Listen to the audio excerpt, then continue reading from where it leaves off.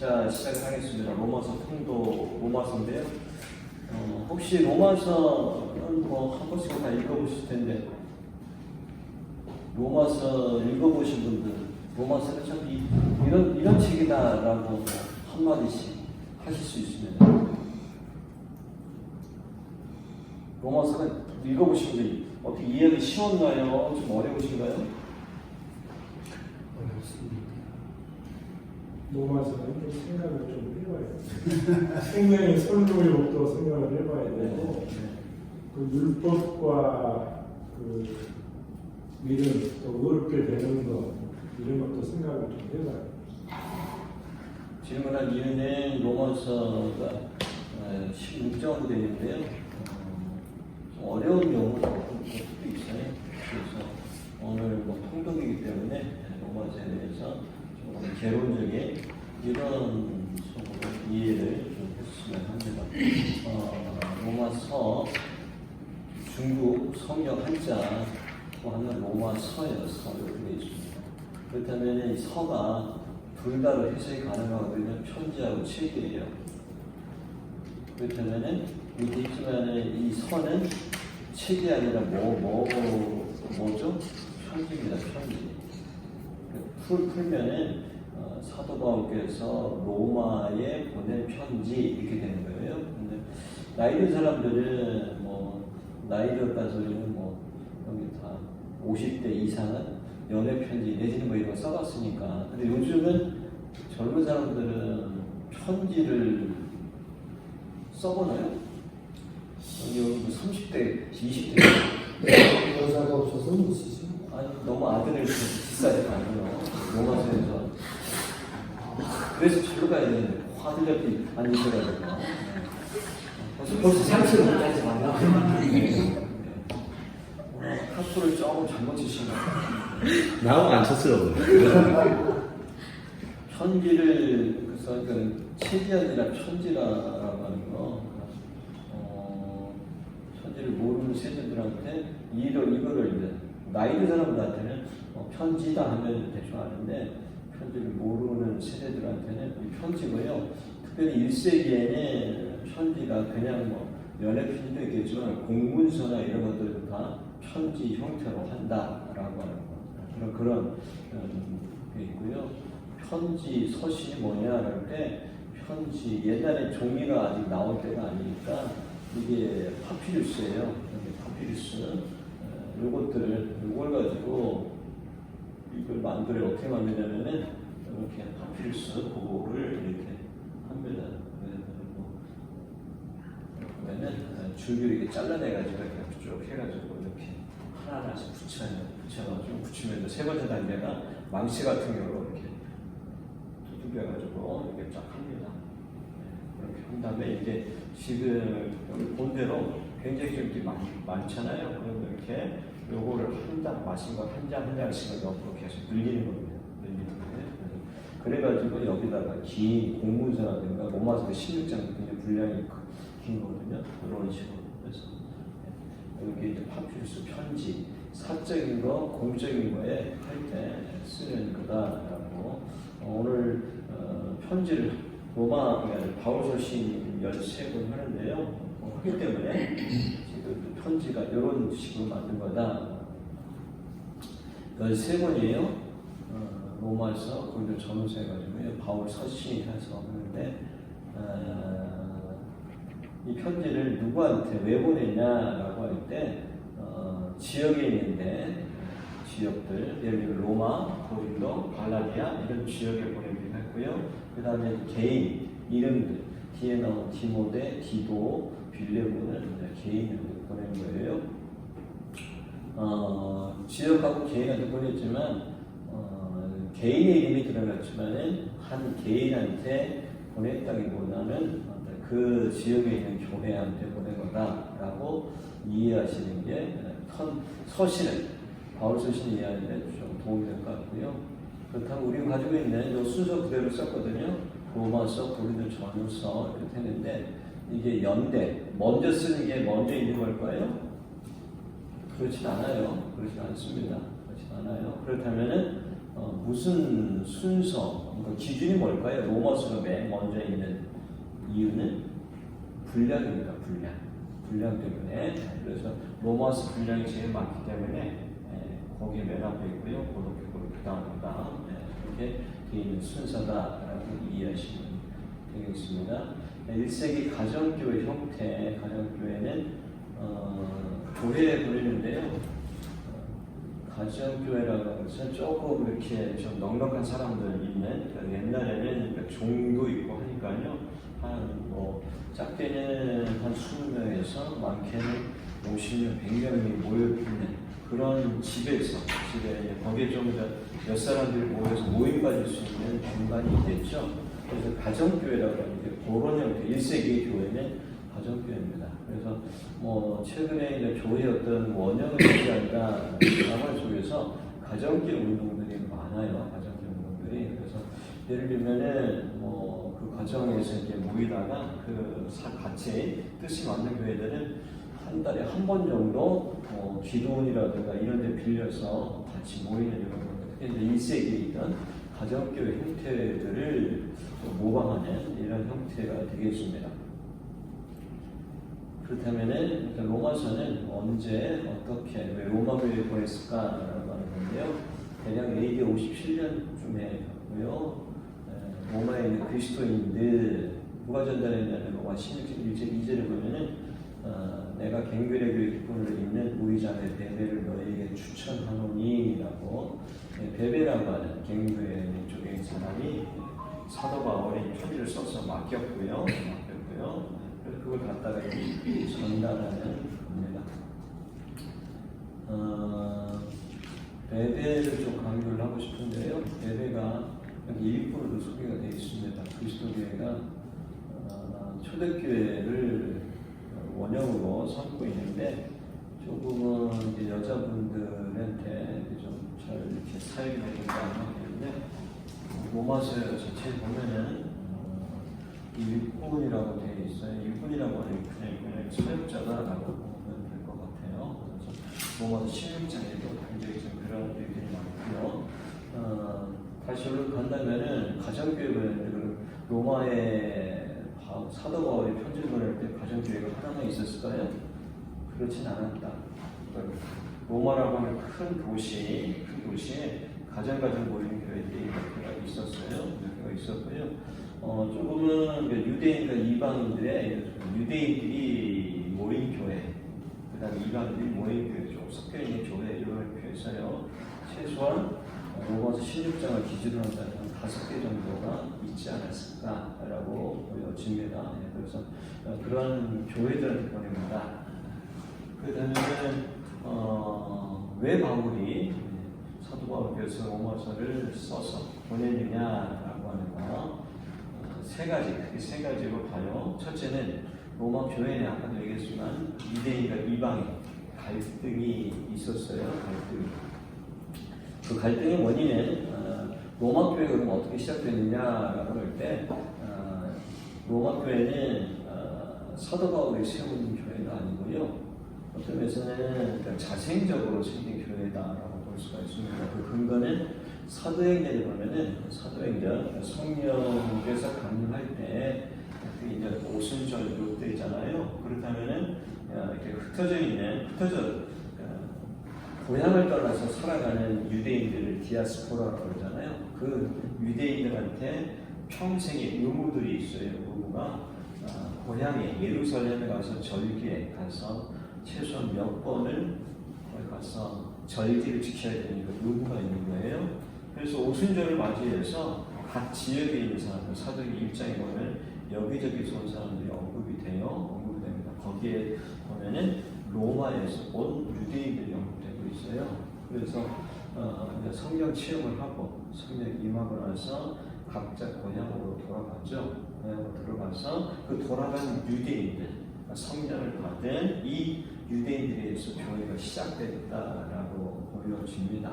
그래서 유대인 중심이었는데 AD 아까 이게 언제 썼냐 57년경이잖아요. 대략 조금 학자들마다 조금 차이가 있지만은 AD 49년경에 이 유대인들을 추방시키는 로마 황제가 추방시켜버려요. 이 얘기하고 좀 복잡한데 어떤 그리스도를 믿는 예수를 믿는 사람들 추방시켜버려요. 문제 자꾸 사회 문제가 골치 아프니까.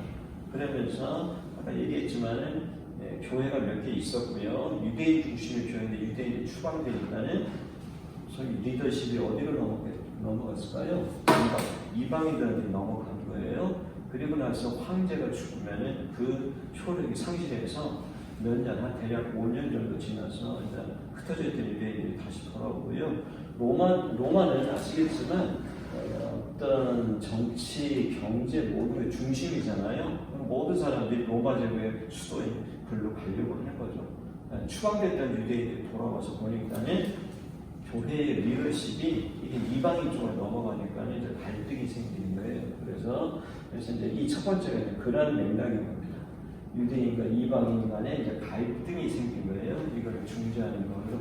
구체적인 문제가 나오는 게 로마서 14장 15장에 보면은 강한 사람, 믿음이 강한 사람, 약한 사람한테 언급되는데요.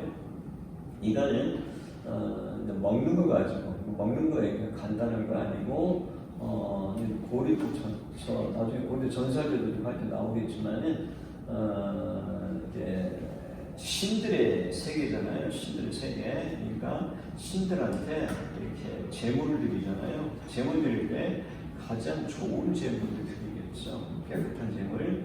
그러면은 신전들도 마찬가지. 신전들이 자기들의 그거를 운영하려면은 자기들한테 바친 거, 이 고기는 아주 질 좋은 거를 시장에 내다 파는 거예요. 싸게 파면 안 됩니다. 그러면 그걸 이게 질은 좋은데 싼 거를 사다 먹는 거죠. 사다 먹는 거예요. 근데 강한 자와 약한 자는 강한 사람들은 하나님은 한 분밖에 안 계셔. 우상이 어디 있어? 우상이 그랬지만 그런 거 상관없이 먹는 사람들. 약한 사람들은 우상한테 드린 고기를 사 먹으려고 되게 찝찝하잖아요. 이런 문제들 속에서 강한 자, 약한 자들이 이제 갈등이 생겼습니다. 강한 사람들은 일반적으로 이방인들로 보고요. 약한 사람들은 유대인들로 보고 유대인들은 철저하게 정결법 이런 걸 지키니까 그런 속에서 첫째 유대인과 이방인 성도원들의 갈등 때문에 그래서 분명하게 유대인은 차별이 없다라고 하는 것이 복음으로 제시되는 이런 내용들이다. 그래서 두 번째는 사도 바울이 로마서 15장에 보면은 이제는 이 지방에 일할 곳이 없고 여러분 먼저 서바나 스페인이거든요. 스페인을 갈 때 너희 가기를 바라고 있었으니 지나갈 때에 너희가 상임받고 그 다음에 보내주기를 바란다라고 하는 이 말 마지막입니다. 이 무슨 말이냐면은 이 지방이라는 말은 바울이 대사로니까 유럽 쪽에 넘어갔지만 아시아 지역에 선교를 다 마쳤다고 보는 거예요. 그래서 바울이 1차, 3차 선교여행 때 후원교회가 우리가 예루살렘 쪽 우회 쪽에 있는 안디옥 교회에서 거기에서 후원해서 선교 활동했잖아요. 그래서 이제 아시아 지역에 이제 마무리됐으니까는 두 번째로 이제 서바나 유럽 이런 쪽에 할 때 좀 그래도 큰 지역에 있는 로마 교회에서 후원을 해서 좀 받고 싶다라고 하는 게 두 번째 목적이에요. 두 번째 목적, 이런 목적. 세 번째는 바울 자신에 대한 바울이 이제 복음을 제시해요. 아까 제가 잠깐 준비할 때 서로가 이야기할 때 로마서 이제 가장 로마서를 통해서 많이 얘기되는 게 복음이라는 말인데요. 바울이 복음을 제시를 해요. 그 제시하는 이유 중에 하나는 자신에 대한 변론이 좀 할 필요가 있었어요. 그 변론이 뭐냐면은 사도 바울을 계속해서 괴롭히는 사람들이 있습니다. 특별히 어떤 사람들이 많이 괴롭혔냐면요, 철저한 고수, 유대인 중에서 극고수인 사람들이 바울을 괴롭혔어요. 옛날에 한때 사도 바울도 굉장히 어떤 면에서 극고수적인 이런 유대 이런 신앙을 가졌는데 예수님 만나고 나서 완전히 돌아섰잖아요. 돌아섰다고 하는 것은 예수 십자가의 예수를 인정 안 하는 거예요. 안 하고 그 다음에 주변에 강들과 지배를 받는 여기서 벗어나게 하는 거 그거는 바로 그런 속에서 이제 메시아고 이런 기대를 갖는 거예요. 그래서 열심을 위해서 하는 거. 이런 그룹에 속해 있었는데 어느 날 이 바울이라는 이 친구가 자기들의 정말 열심을 해서 이렇게 예수 믿는 사람들을 잡으러 다니고 있는데 갑자기 흑가닥 가지고 변하니까 그 보수인 사람들이 얘는 변절자라고 했어요. 아주 괴롭히고 죽이려고 하는 거예요. 바로 그런 문제 때문에. 그래서 여기에 있는 특별히 이제 로마에 가까워서 유대인들 중심의 교회가 있었다고 했잖아요. 이런 소문들, 우리는 어떤 사람도 죽이려고 굉장히 이상한 소문 만들어내듯이 여러 소문이 이제 퍼져서 로마까지 가는 거예요. 그래서 이 바울은 한마디로 말하면은 율법을 없앤다. 좀 혼나는 말, 율법 폐기론자다. 율법 필요 없어라고 하는 얘야. 그렇기 때문에 얘는 문제가 있어라고 하는 이런 소문을 로마까지 가게 한 거예요. 그렇기 때문에 사도 바울이 자신을 유대인과 이방인 앞에 얘기했지만 좀 갈등이 있어요. 유대인들은 자기들의 교회를 놓고 마찬가지잖아요. 우리가 한국 사람이기 때문에 한국식의 어떤 신앙의 색깔들을 갖고 있듯이 오래된 전통에 있는 이 유대인들은 제사라든가 뭐 이런 거라든가 할례라든가 등등 지키는 거예요. 근데 바울은 예수님이 보라서 어떻게 하죠? 할례 안 받아도 된다라고 얘기를 하잖아요. 이런 것들이 이제 계속해서 괴롭히는 문제인 거예요. 그렇기 때문에 또 다른 세 번째 목적이 바울이 나는 이대이는 사람이야. 그리고 내가 깨달음 받은 복음은 이런 거야라는 것을 로마서에서 얘기할 필요가 있어요. 그래서 세 가지 목적. 첫째는 로마 교회 자체 내 어떤 문제가 있는 것을 이거를 도움을 주기 위해서. 두 번째는 스페인으로 서방으로 선교하기 위해서 후원교회 역할을 해달라고 하는 거. 세 번째는 바울 제시한 복음 속에서는 내가 이런 사람은 내가 받은 복음 이런 거야 라고 하는 거. 그래서 그런 걸 중심으로 해서 본다면은 아까 얘기했지만은 조금 어렵고 조금 이렇게 뭐랄까요 근본적인 것들을 언급을 해요.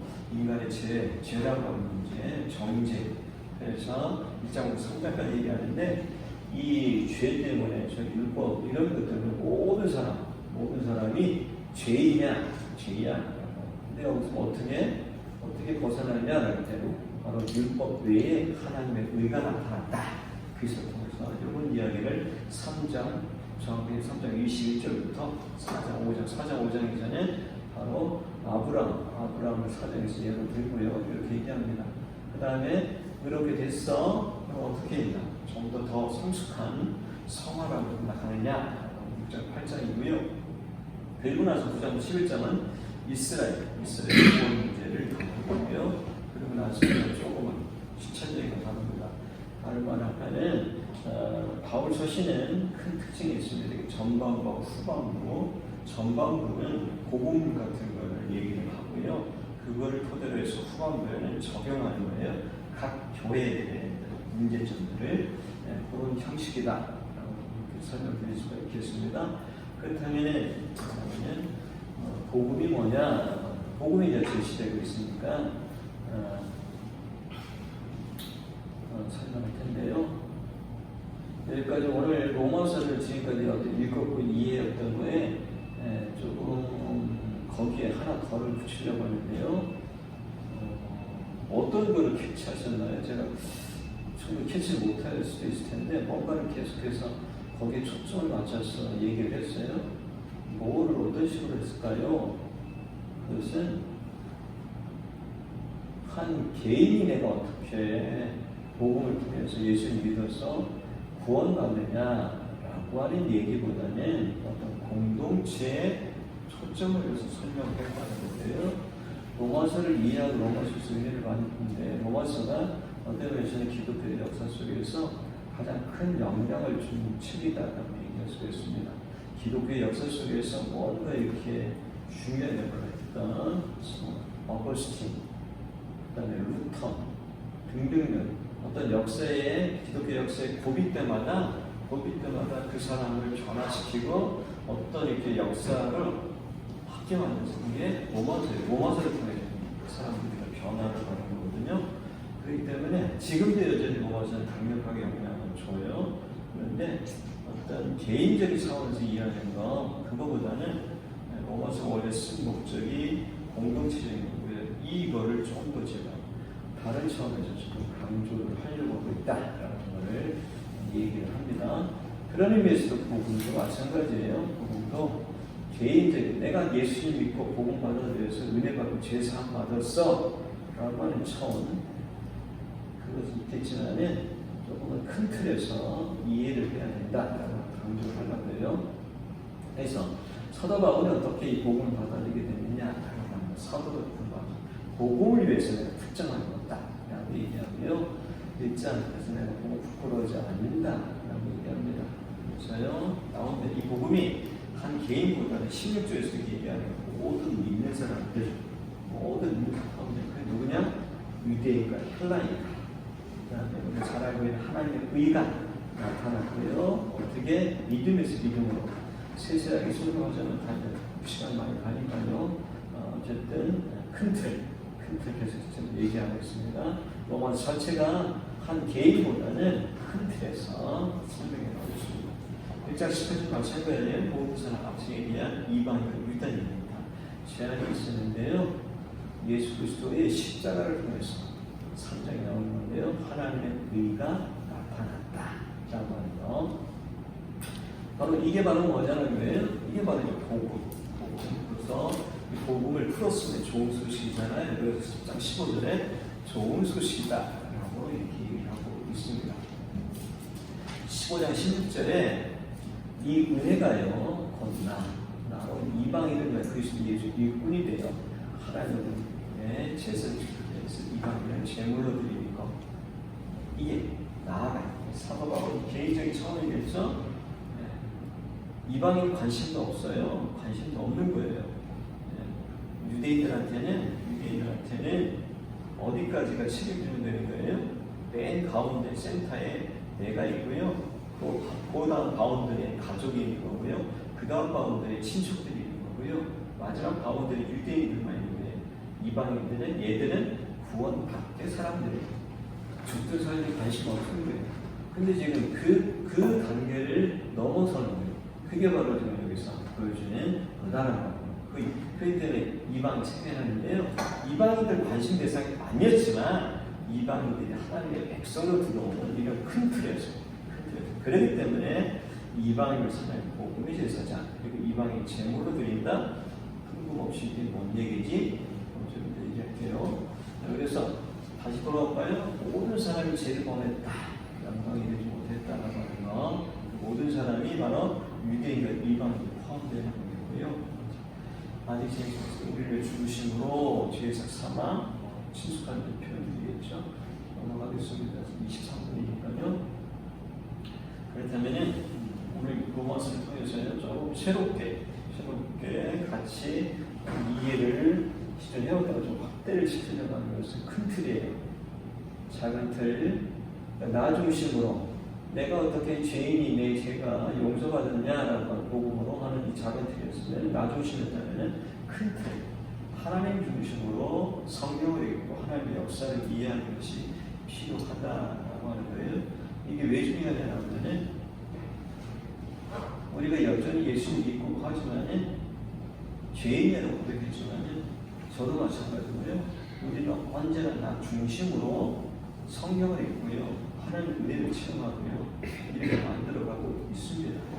그런데 하나님께서는 그 문제 많지만은 내 문제를 해결하려면은 하나님이 오히려 큰 틀을 이해하고 그 큰 틀 안에서 되어지는 일들을 이해할 때 설명하면 사셨으면 아시겠지만 내 마음대로 되지 않는 일들 안 되는 일이 많거든요.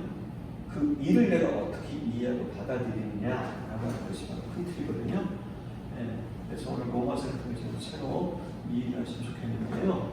그래서 하나님의 복음을 지시하는 거고요. 내가 너에게 그냥 복음은 그 사람의 뜻인 게 아니고 예수 계시되라는 거고요. 2장 16절에 흥미로운 표현이 나오죠. 나의 복음에 바울이 예수 그리스도의 복음, 하나님의 복음 1장 1절 얘기했는데 2장 16절에서 나의 복음이라고 얘기를 해요.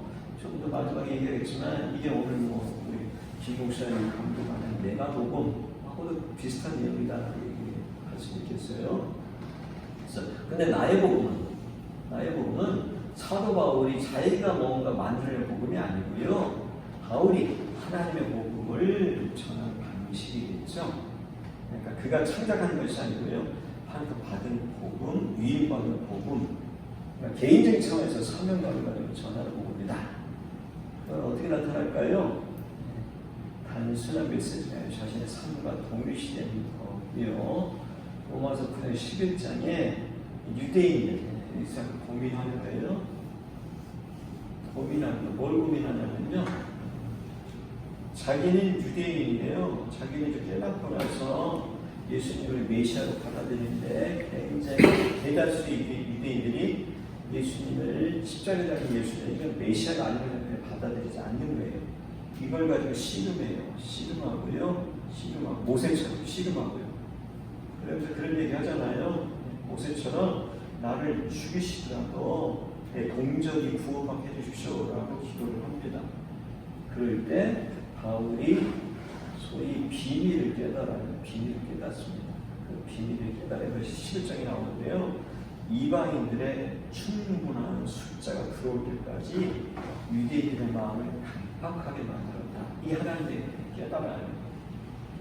그렇기 때문에 자기 동족 유대인들이 큰 틀이에요. 하나님께로 돌아오려면 뭐가 우선이 되어야 된다고요? 이방인들의 충만한 수가 채워져야지만이 돼요.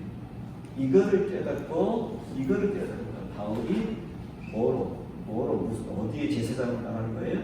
이방인을 제물로 하게 드리는 제사장으로 나가는 거거든요. 다시 이 큰 틀과 작은 틀 생각하셔야 돼요. 우리 하나님 믿으면서요, 각자의 기도 제목들이 있어요. 나의 고민, 나의 기도 제목, 내 가정의 기도 제목이 있어요. 그 문제를 어떤 틀에서 이해하고 풀어가야 된다고요?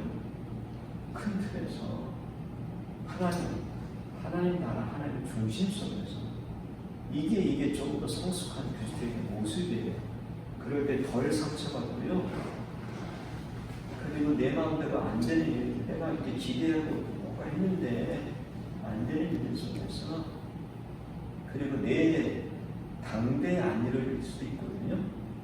시간이 지나면서 내가 일들에 대한 그 신앙의 깊은 맛들을 볼 수 있게 이게 이제 로마서를 보면서요 좀 큰 틀을 이해했으면 좋겠다는 마음이에요.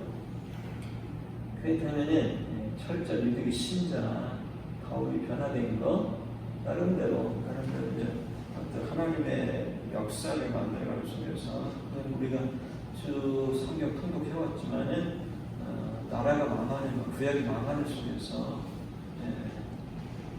지난주 소리도 마찬가지 말라기 했잖아요. 말라기 했지만 그 사람들의 몇백 년 동안 500년, 600년 동안 종살이하고 뭐하고 그 다음에 우리 청년 셀하면서도 그런 얘기 했거든요.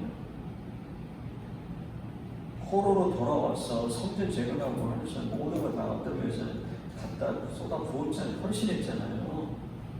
말라기 시대에 될 때는 쏟아붓고 나서 100년 정도 지난 거예요. 100년 정도 쏟아붓고 헌신했는데 지금 안 되잖아요. 뭔가 이렇게 완전 독립이나 이런 게 안 되는 상황 속에서 그런 속에서 이제 예수님을 바라보는 이런 거거든요. 내 당대 때 모르는 거 다 하는 건 유대인들은 고통의 문제. 여기에 이제 사도 바울이 들어가는 바로 뭘까요? 나의 몸이라고 부분이 있다고 이해가 되겠습니다. 충분히 제가 얘기한 게 전달이 되는지 모르겠지만요. 내가 깨달은 복음, 내가 받은 은혜는 내 차원에서 머무는 것이 아니라 어느 틀하고 연결되어야 된다고요? 큰 틀에서. 내가 받은 복음이 하나님의 역사를 목동교회 내 가정을 통해서 이루어져 가는 것을 깨달아야 되는 거예요. 그 속에서 조금은 시간적 차이로 뭔가 걸린다 할지라도 그거를 받아들이고 기다리는 거예요. 시간적으로 100년, 200년, 300년 걸린다 할지라도 이게 그래서 사도 바울이 보는 것은 처음 원까지 종말까지 이제 내다 먼저 그런 틀들이다라고 하는 거. 그래서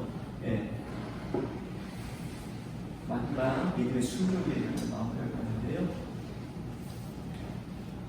흥미롭게도요. 로마서 1장 앞부분에 그다음 로마서 결국 16장에 똑같은 표현이 두 개가 동시에 나와요. 한번 같이 읽을까요? 1장 5절 6절 먼저 읽겠습니다. 시작. 우리가 사도의 직분을 받아 내 이름을 위하여 모든 이만 중에서 믿어 순종하게 하노니 너희 그들 중에서 예수 그리스도의 것으로 부르심을 받은 자자. 믿어 순종하게 됐다라고 하는 거. 믿음으로 구원받은 것을 거기에 머무는 것이 아니라 어디로 연결되는 거라고요? 순종으로 연결되는 것을 얘기하는 거예요. 한마디로 이게 믿음의 순종이에요. 믿었어, 내가 은혜 받아서 구원받아서 하나님 자녀 돼서 복 받아서 머무는 것이 아니고요. 어디로 연결된다고요? 순종으로. 삶 속에서 각자의 주어진 일 속에서 순종으로 연결되지 된다는 거예요. 순종으로 연결되지 않는다? 심하게 하나님 자녀라고 얘기하지 않습니다. 자녀라고 말할 수 없다라고 하는 부분이에요. 심지어 20절 같이 읽을까요? 시작. 이제는 순종하시다가 알려진 바그 신의 것을 따라 된 것이니 이 복음은 너희를 능히 경고할 것이 믿어 순종하겠어요. 어느 차원로요? 모든 민족이 오늘 우리 속에서 있는 어떤 면에서 좀 큰 틀의 비전을 있나요? 있었는데 상실해버렸나요? 저도 마찬가지입니다. 예수를 믿는다고 간단하게 내가 그냥 나온데 복 받고 뭐 이렇게 땡치는 거 아니고요. 스킬입니다. 스킬.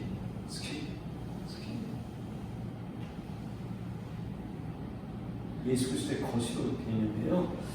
한국 표현이 좀 마음에 안 들어서 영어 갖고 왔거든요. 콜. 예수 그리스도 안에서 그래 풀면은요 부름받은 사람들 이방인들이었어요. 부름받은 사람들로 만들어가는 거. 우리 다 이방인들이에요. 이방인들이 부름을 받았어요. 하나님의 자녀가 된 거. 여기에 머무는 것이 아니고 어떻게 된다고요? 순종해서 복음의 열매를 만들어내는 거. 거기에 헌신할 때 사도 바울은요, 내가 받은 이 은혜를 로마교회에 전하는 거예요. 갈등의 문제, 이런 문제, 고민의 문제, 잘 안 되는 거, 사업의 문제 등등 여러 가지 있잖아요. 그 문제 속에서 실험할 때 저분은 큰 틀 속에서 하나님의 이 은혜 속에서 묵상을 한다면은 나의 것들이 고민들이 문제들이 조금은 이렇게 순종의 단계로 갈 수 있는 그 얘기한 대로 무슨 복은 나의 복음, 서로 복음이 얘기하는 내 자랑하는 것이 아니라 내가 깨달은 이 복음이 큰 틀 속에서 가는 저는 우리에게 주어진 게 뭐라고요? 내가 복음, 나의 복음을 쓰고 만들어 가라고 우리를 부르셨다고. 여기에 뭐 해야 된다고요? 뭐 해야 된다고요? 믿음의 순종을 드러내야 합니다. 그냥 아멘을 해야 되는데 부담스러우신 분이네. 아멘? 아멘. 기도하겠습니다. 아버지 하나님, 오늘부터 저희들이 서신 살펴보는데 첫 번째 서신 로마서를 봤습니다. 로마서를 통해서 많은 사람들이 은혜 받고 변화받고 그리고 그리스도교의 기독교 역사 속에서 큰 일들을 감당한 사람들이 있습니다. 그 사람들의 그릇대로 우리는 작지만 작은 그릇대로 개인의 차원 그리고 우리의 가정의 차원 교회의 차원 속에서 한국 사람으로 이 자리에 부르셨사오니 주님 나 혼자는 누리는 복음이 아니라 바울처럼 바울이 깨달은 것을 큰 틀 속에서 하나님의 새로운 역사 십자가 달린 예수님을 통해서 진정한 하나님의 나라가 만들어가는 것을 깨닫고 자신도 예수님 닮아서 그대로 순종하면서 결국에 순교의 길을 감당하는 걸 봅니다. 하나님 저희들도 이 시대 속에서 순교의 의미가 무엇인지 모르겠지만은 순종할 수 있는 은혜는 저희들이 감당할 수 있도록 도와주시옵소서. 삶의 자리 속에서 거부하고 싶고 나만 잘 되려고 하는 이기심을 누르면서 주의 말씀 앞에 순복할 수 있는 저희 모두가 될 수 있도록 주님 우리의 생각과 뜻과 모든 삶의 어그러진 것들을 온전히 만들어 주시옵소서. 내 계획대로 안 된 것도 주님의 뜻에 맡길 수 있는 넉넉함을 허락하여 주시옵소서. 오늘도 말씀을 읽기를 원합니다. 말씀 읽을 때 성령께서 도와주시옵소서. 감동으로 수도록 역사하여 주시옵소서. 함께 하시니 감사하고 예수 그리스도 이름으로 기도를 드리옵나이다. 아멘.